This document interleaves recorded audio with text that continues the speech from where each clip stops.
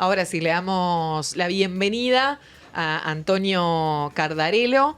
Antonio, ¿cómo estás? Bienvenido a De No Olvidar. Adelante, acá, Mira, de este allá lado. que ya está todo armado para que te sumes al ruedo.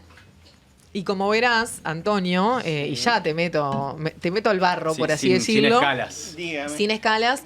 Tenemos acá un mapa que estuvimos haciendo con Diego, con algunos números acorde al pronóstico. Siempre le subrayamos a los que nos están mirando por YouTube, que eso es una especie de pronóstico de departamentos y posibilidades para el próximo domingo, que son las municipales. Estamos hablando de las elecciones a intendentes y alcaldes. Primero que nada, buenos días. Bienvenido. Ante todo, buenos días, bienvenida. ¿Cómo estás? Por decir, ¿no? Porque está bastante inhóspito. Está inhóspito, sí. ¿Te hicimos madrugar? No, yo me levanto a las 7 de la mañana, que llevo a mi hija más grande, la acompaño hasta la parada, que va al liceo, y después llevo a la más chica a la escuela. Así que... ¿Tips para aprender a madrugar? Nada, se sufre. Tratar Bien. de dormir el fin de semana Claro. o cuando se puede. Perfecto, pero sos de acostarte temprano, o sea, tenés como tu rutina, yo ¿no? soy medio noctámbulo. Después de las 10 de la noche como me activo y me cuesta acostarme temprano. Claro. Sé de lo que hablas, sé de lo que hablas.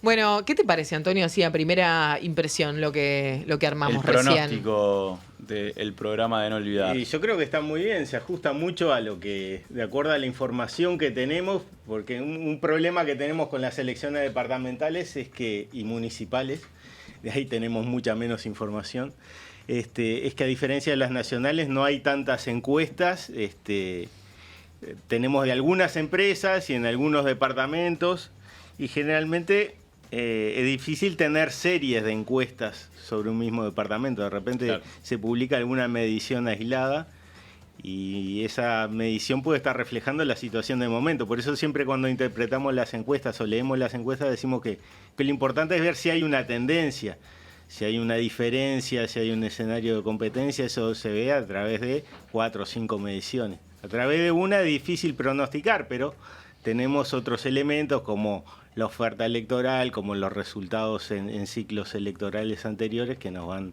dando una idea más o menos de cómo puede ser el comportamiento en esta elección del próximo domingo. Ahí mencionabas el tema de los ciclos electorales anteriores como un antecedente que puede servir para tener alguna información.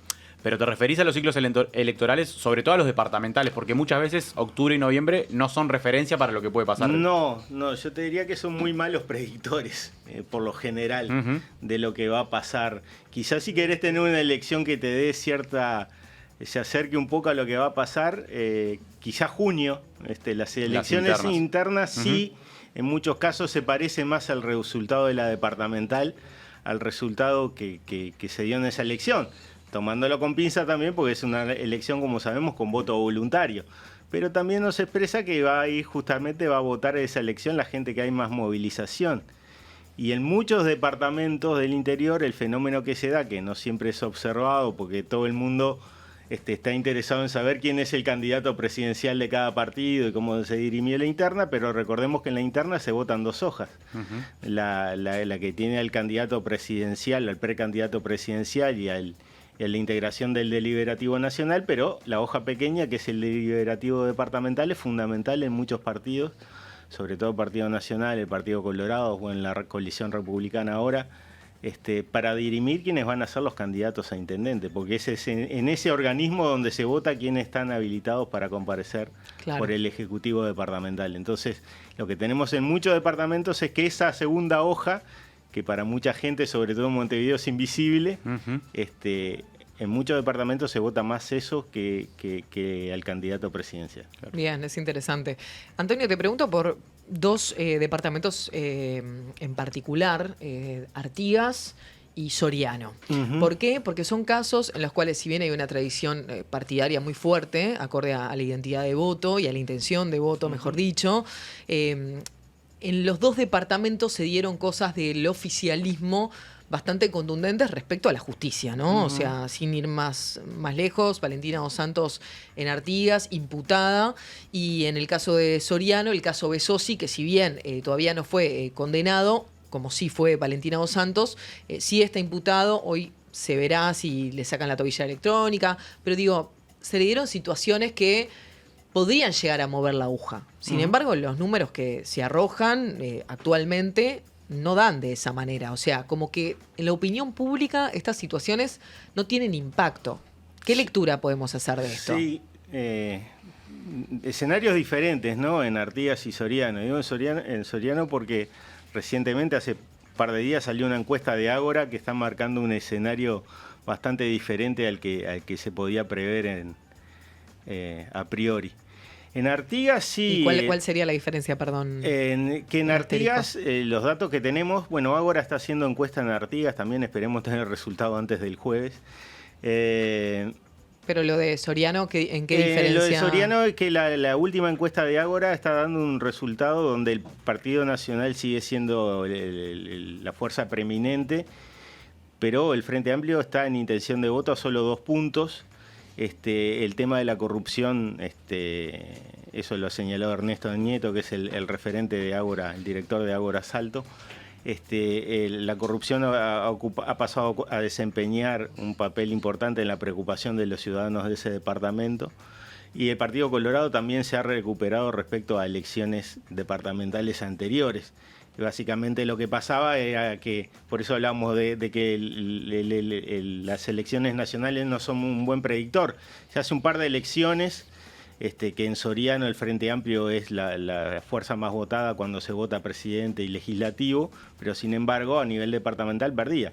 El Partido Nacional se nutría sobre todo del Partido Colorado, que bajaba mucho en la departamental, y de electores del Frente Amplio. Aparentemente en esta elección el Frente Amplio estaría reteniendo gran parte de su electorado de octubre y parcialmente de noviembre, y el Partido Colorado también está creciendo. Entonces, un escenario donde tenés un Partido Colorado más grande en casi todos los departamentos favorece las chances del Frente Amplio de acercarse al Partido Nacional. Bien. Porque naturalmente se da desde a partir de 2005, cuando la competencia en la mayoría de los departamentos tiende a ser cuando hay competencia entre el Partido Nacional y el Frente Amplio. Si el Partido Colorado vota bien, como pasó en el 2020 en Salto, las chances o las posibilidades del Frente Amplio de ganar el gobierno se acrecientan. ¿Pero te animarías a poner un sticker del Frente Amplio ahí pegadito al de Soriano como tenemos en Rocha, la disputa? Bueno, por lo menos pues ya te digo, por eso hacía todas las cuestiones que hay que tener en cuenta, pero a Ágora y alguna otra encuesta ya le había dado un Frente Amplio un poco más fuerte que en otras elecciones. Yo creo que el Frente Amplio sigue siendo, el Partido Nacional, sigue siendo favorito en Soriano, pero creo que esta elección puede ser más competitiva de lo que fueron elecciones anteriores. Hoy escuchaba a Ernesto Nieto en un medio justamente analizando esa encuesta y decía, bueno, le lleva 2 puntos, hay 7% de gente que no tiene definido su voto, y el perfil de esos indefinidos generalmente son votantes de la coalición, y es gente que está menos interesada en política y que tiene una opinión no tan desfavorable del gobierno departamental. Por eso no podría llamar la atención que el Partido Nacional terminara ganando la elección por 4 o 5 puntos. Pero es una elección que a priori parece que está bastante competitiva, por lo menos más que en ciclos electorales anteriores. O sea, que esos indecisos se terminen volcando mayoritariamente hacia el Partido Nacional. Es lo más probable por el perfil que tiene y por el voto anterior y por la opinión sobre el desempeño del gobierno departamental. Claro. O sea, vos mirás todas esas cosas y bueno, este conjunto, esta porción del electorado dice que no tiene definido a quién votar, pero sus antecedentes y sus preferencias lo inclinan más hacia el Partido Nacional que hacia el Frente Amplio. Hablábamos hoy, cuando veníamos haciendo el pronóstico, de esos departamentos en los que nunca cambiaron, desde la reapertura democrática, nunca ha cambiado el partido que gobierna. Y también tú en algún trabajo hablas de partidos predominantes, o son en total otros 6 departamentos en donde mayoritariamente ha gobernado un partido. Si uno mira el mapa, por ejemplo, tenés el caso de Tacuarembó y de Paysandú, que están casi al lado, pero las realidades son totalmente opuestas, porque en uno gobernó siempre el Partido Nacional y en otro ha habido mucha alternancia. ¿Cómo se puede explicar esas diferencias? O sea, ¿por qué en un lugar se da que siempre gobierna el mismo y en otro se da mucha alternancia? Y bueno, tiene que ver con el propio, entre otras, hay varias cuestiones. Podríamos hablar del peso de la tradición en determinados lugares. Uno podría pensar que en todo el litoral Y el sur del país fue, durante gran parte del siglo XX, el lugar donde el Partido Colorado votaba bien y donde ganaba continuamente las elecciones, ¿no? Salto, Paysandú, Río Negro, eso que tiene que ver, se asocia con niveles más elevados de industrialización, de urbanización, en términos de cuando se comparan los departamentos por IDH, por el Índice de Desarrollo Humano, incluso se habla de departamentos modernos y de departamentos más tradicionales. En general, en estos departamentos más modernos puede haber cierta tendencia a una competitividad más abierta. En los departamentos más tradicionales y donde históricamente ha sido predominante el Partido Nacional, con población más rural, y que de repente la dependencia respecto al gobierno departamental de sus poblaciones es mayor que en los otros departamentos. Ahí es más difícil la competencia, digamos. Los gobiernos departamentales son extraordinariamente fuertes en una serie. En muchos lugares son el principal empleador y a veces no solo de empleo directo, sino también de empleo indirecto. No sé, Flores, la cantidad de empleados municipales que tiene sobre la cantidad de población total del departamento, cuando se habla de que hay 8.000 empleados públicos en la Intendencia de Montevideo, pero sobre 1,5 millones de habitantes, ponele que hay más de 1.000 empleados en la Intendencia de Flores sobre 20.000. Claro. Sí, proporcionalmente. El peso que tiene el gobierno departamental, y a eso sumarle los empleos indirectos, incluso de la prensa locales, para muchos medios la principal fuente de financiamiento es la pauta que hace el gobierno departamental. Entonces tenemos escenarios de ese tipo. Hay muchos departamentos de estos donde vos decías bien, no tenemos alternancia del 84, que es un corte que hacemos para simplificar, pero en muchos de ellos podemos remontarnos bastante más atrás. Claro. En Durazno, en Tacuarembó, desde 1946, en Cerro Largo también, en Flores, en San José y en Colonia, desde 1958. Claro. Siempre el gobierno del Partido Nacional. Bien, hablando de eso, pero obviamente con otro caso que tiene que ver con la capital, Antonio, hay una supremacía del Frente Amplio de los últimos años, y en la ciudad se ven muchísimas cosas que hasta los mismos votantes del Frente Amplio indican y apuntan de que no están bien. ¿Por qué igualmente se le sigue poniendo el voto al partido?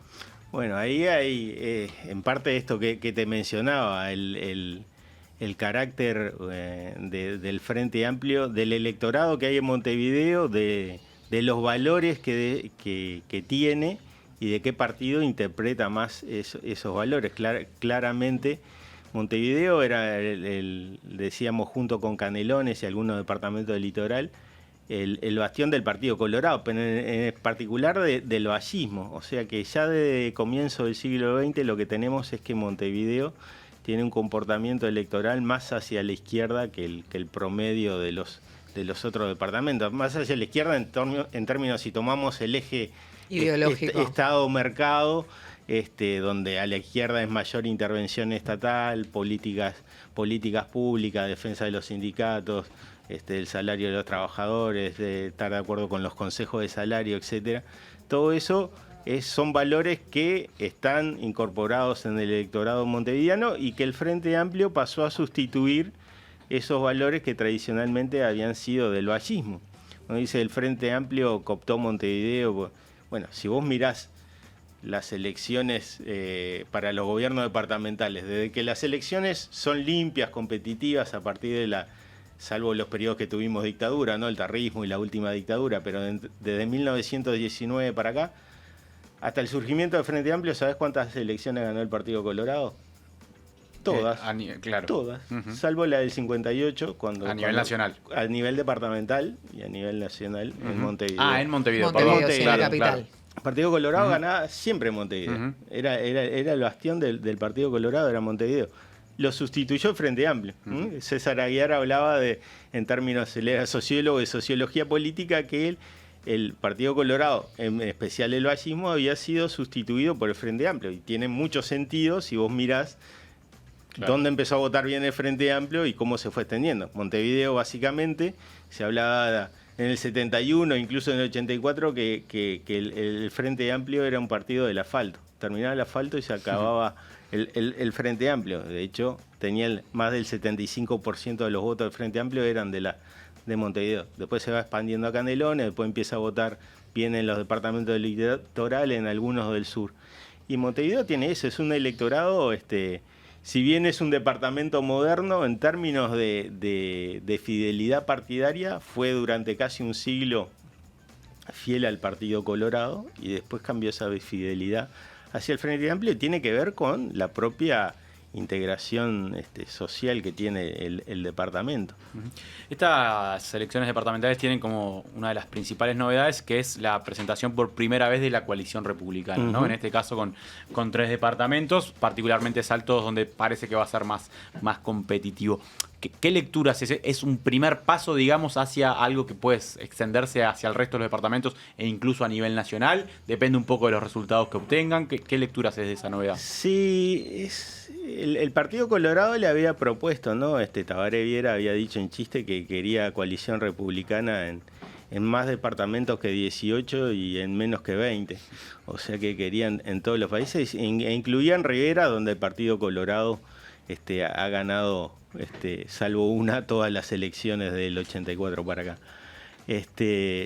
Pero no sé, es probable que se use como una forma de ensayo para algunos. Pedro Bordaberry ha dicho en una entrevista reciente que hay en varios departamentos donde los dirigentes colorados le señalan que los blancos le están pidiendo el voto, que voten dentro del lema Partido Nacional para impedir el triunfo del Frente Amplio. Claro. Dice, bueno, pero cuando nosotros le propusimos esto, no aconteció. ¿Es necesario hacer una coalición? En realidad, lo que hemos observado del 2000 para acá, cuando se separaron las departamentales de las nacionales, es que la coordinación se da en forma más o menos espontánea, ¿no? Pongamos como, por ejemplo, la elección de 2010. En 2010, el 2005, perdón, el Frente Amplio había ganado los departamentos, las intendencias de Salto y Florida. En 2010 lo que tenés es que los partidos tradicionales coordinan sus dirigentes, pero también sus electores. Y en Florida, los colorados prácticamente que desaparecen y votan dentro del Partido Nacional y permiten la primera victoria de Enciso, una victoria muy estrecha por apenas 252 votos. Estrecha de verdad. Sí, se definió en los votos observados. Cada voto el cuenta escrutinio real. Primario había ganado el Frente Amplio y con los votos observados. De vuelta. Esa es una situación, para los que nos gustan las elecciones, que se ve mucho ahora en las elecciones departamentales y municipales, como muchas elecciones se definen por un número muy pequeño de votos. Y en Salto se dio el efecto contrario.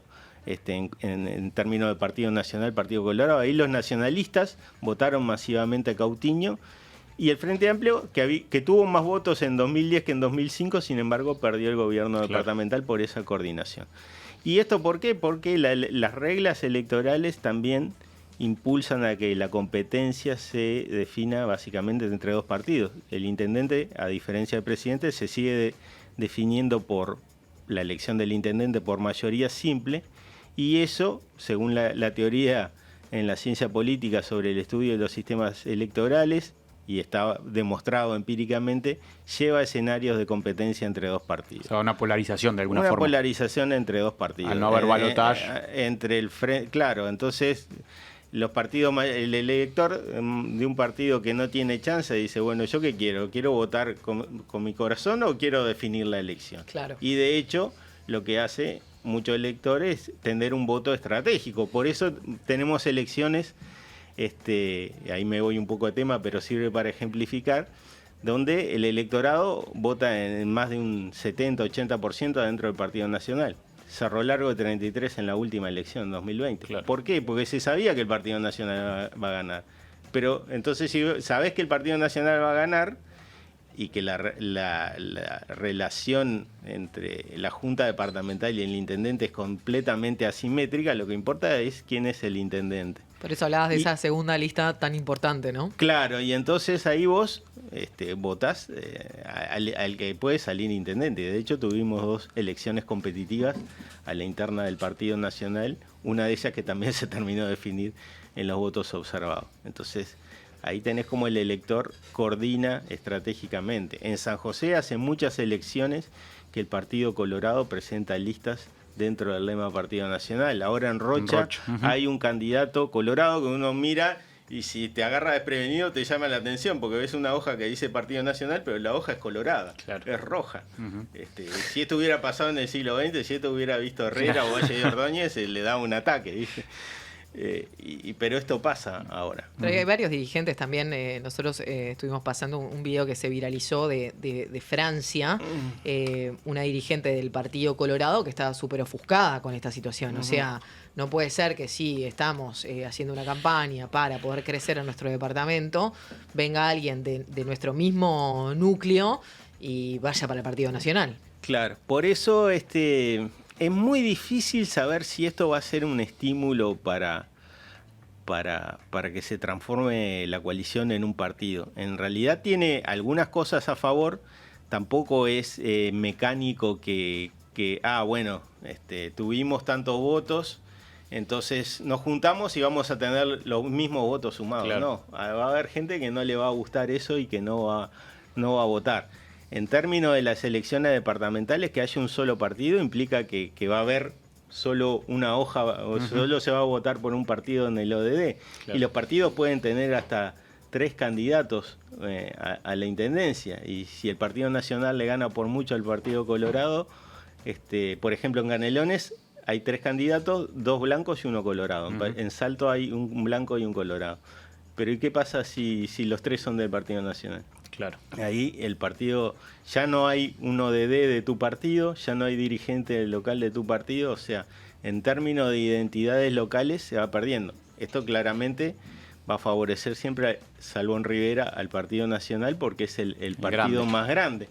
Daniel Buqué escribió un muy buen artículo que salió en El Observador, donde explica esto, porque incluso, si esto ya estamos hablando a nivel nacional que podría pasar, puede pasar un efecto similar a lo que está ocurriendo con el espacio 609 al interior del Frente Amplio.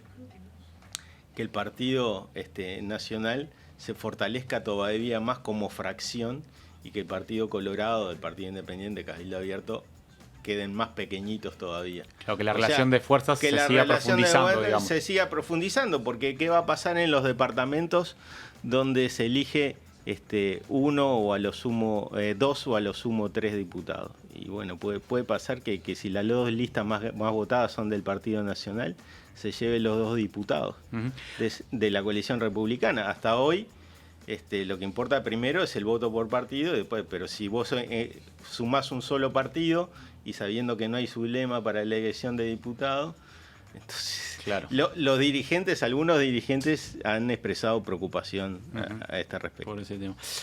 Hablábamos recién de la tradición partidaria, de esos lugares donde hay un partido que gobierna desde hace muchos años, pero también se da la particularidad de el peso de los caudillos locales en estas elecciones, ¿no? Sí. Hablábamos hoy del caso, por ejemplo, de Enciso en Florida, que su regreso a la competencia como que termina inclinando un poco, sobre todo más la balanza hacia el Partido Nacional.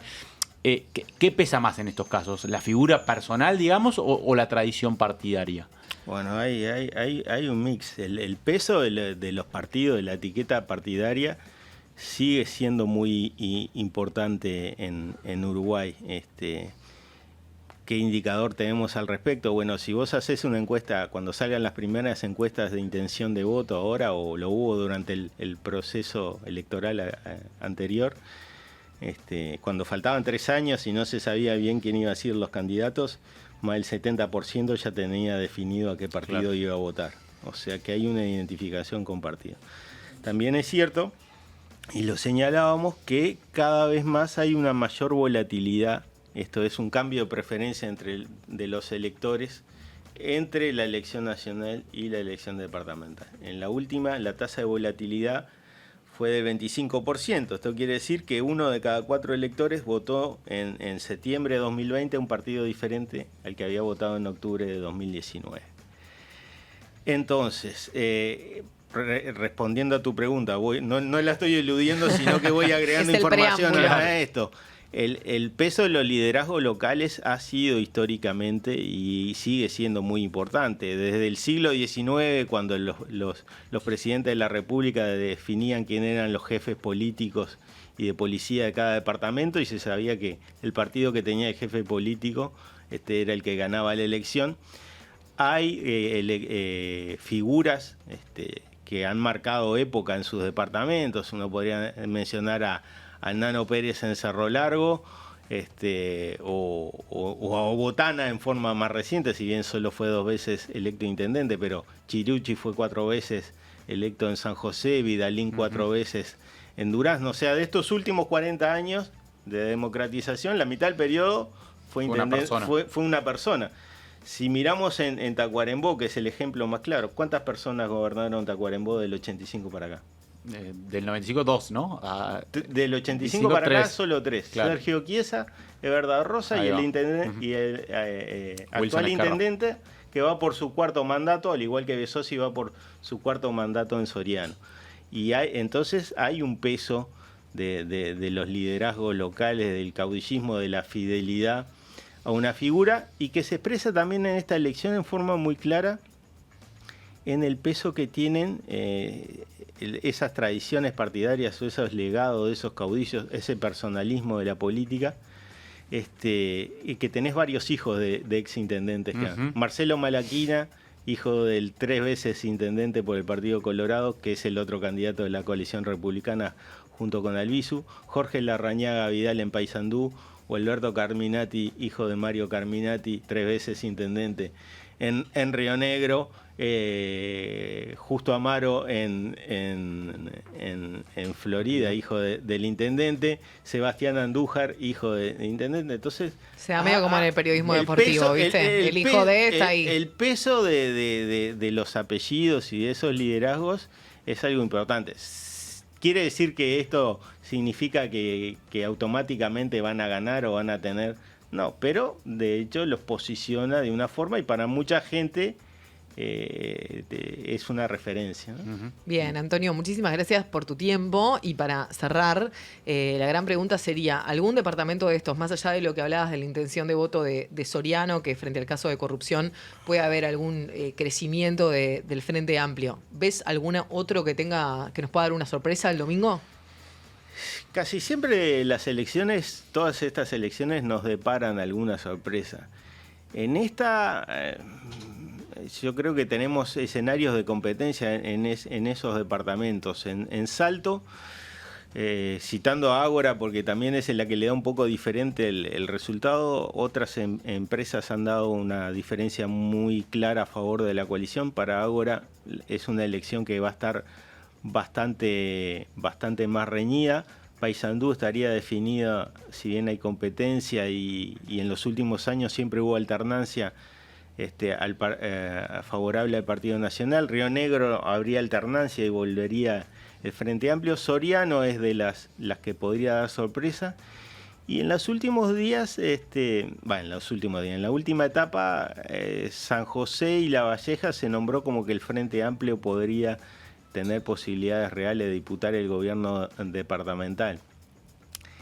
Esto sobre todo porque San José ha sido un departamento que en las últimas 3 o 4 elecciones el Frente Amplio ganó muy cómodamente a nivel de la elección nacional, e incluso en el último balotaje también ganó. Fue uno de los 5 departamentos donde ganó. Pero todos los antecedentes, hoy lo dije al pasar, pero desde 1958 gana el Partido Nacional en San José. Claro. ¿Quiere decir que nunca va a perder, que siempre va a ganar? No. Pero tenemos ese insumo. Tenemos que el Partido Nacional tiene a la candidata que va por la reelección. Ese es un dato importante. Desde que se separaron las elecciones departamentales de las nacionales, la tasa de reelección de los intendentes pasó a menos de 40 a más del 60. O sea que hoy están 63, por ahí 64. O sea que 2 de cada 3 intendentes que van por la reelección la consiguen. Son muy pocos los intendentes que la pierden. Entonces hay que ver. Y no tengo encuestas de San José como para decirte si va a ganar. Hay que ver cómo vota en las ciudades importantes, probablemente en Libertad, en Sila-Polié, que son los otros municipios, gane el Partido Nacional. Hay que ver qué pasa en San José de Mayo y hay que ver si el Frente Amplio se recupera en Ciudad del Plata. Porque no hablamos solo de las elecciones departamentales, pero está el tema de las elecciones municipales, que es otra cosa, y donde ahí sí, tanto en Montevideo como en Canelones, el ir bajo un mismo lema les puede servir a los partidos de la coalición republicana para retener o incluso ganarle algún municipio más al Frente Amplio. Bien. Señor, muchísimas gracias. No, por favor, gracias a ustedes por la invitación. Un gusto haberte recibido, Antonio. Podés salir nomás. Muy bien.